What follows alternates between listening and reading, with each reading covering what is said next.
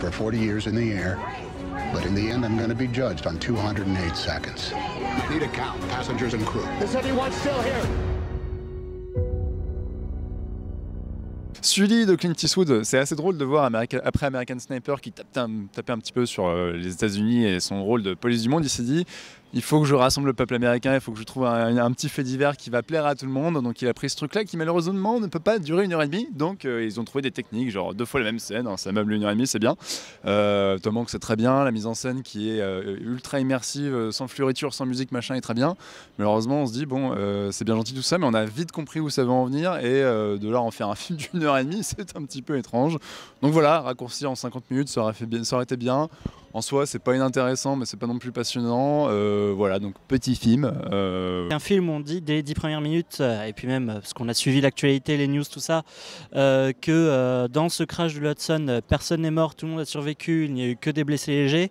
Du coup, la scène du crash, elle perd tout son enjeu. Globalement, en fait, tout le film perd son enjeu, tout le film perd son suspense.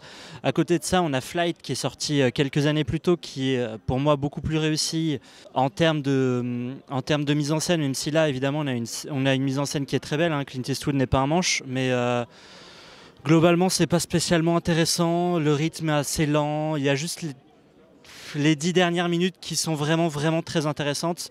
Alors moi, contrairement à mes petits camarades, je suis un peu plus enthousiaste. J'ai beaucoup aimé le démarrage, le fait que dans la première partie, le crash ne soit pas l'élément principal. On commence d'abord sur l'aspect psychologique du personnage et le fait que cauchemarde un peu autour de tout ça et il se remet en cause lui-même de est-ce qu'il a bien fait ou pas, est-ce qu'il pouvait pas faire encore mieux et voilà, tout cet aspect-là m'a pas mal intéressé.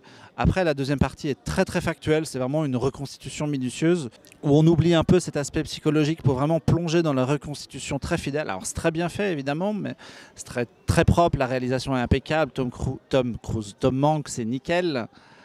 Tom Hanks, c'est nickel. Mais voilà, peut-être que ce film a été fait un peu trop tôt, en fait. C'est une belle histoire qui mérite sans doute d'être racontée, mais tout le monde sait ce qui s'est passé, tout le monde sait exactement ce qu'il y a eu. Donc, est-ce qu'il y avait vraiment tout ça à dire? Ça dure 1h30, comme l'a dit Jean-Victor. Moi, je trouve ça un petit peu longué aussi. Voilà, sur la forme, c'est très intéressant, très bien. Mais en même temps, peut-être que c'était trop tôt et qu'il fallait peut-être avoir plus de recul pour raconter ça. Moi, j'ai beaucoup aimé le film. Après, c'est peut-être ma passion pour les enquêtes sur les accidents aériens qui joue un petit peu là-dedans.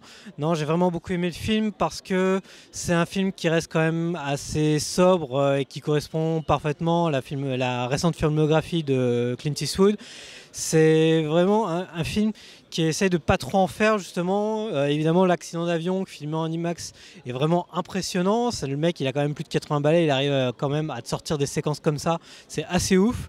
Ça reste justement très gris, très sobre.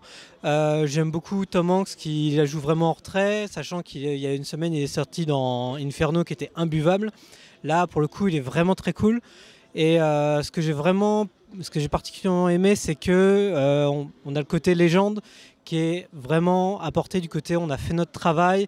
C'est pas, ça reste quelque chose qui reste très humain et pas quelque chose qui est comment dire, un truc vraiment trop, qui aurait pu être comme dans American Sniper. Là, on reste quelque chose de très humain, alors que c'est une aventure assez extraordinaire. Pour moi, c'est vraiment un bon film et un très bon film sorti cette année.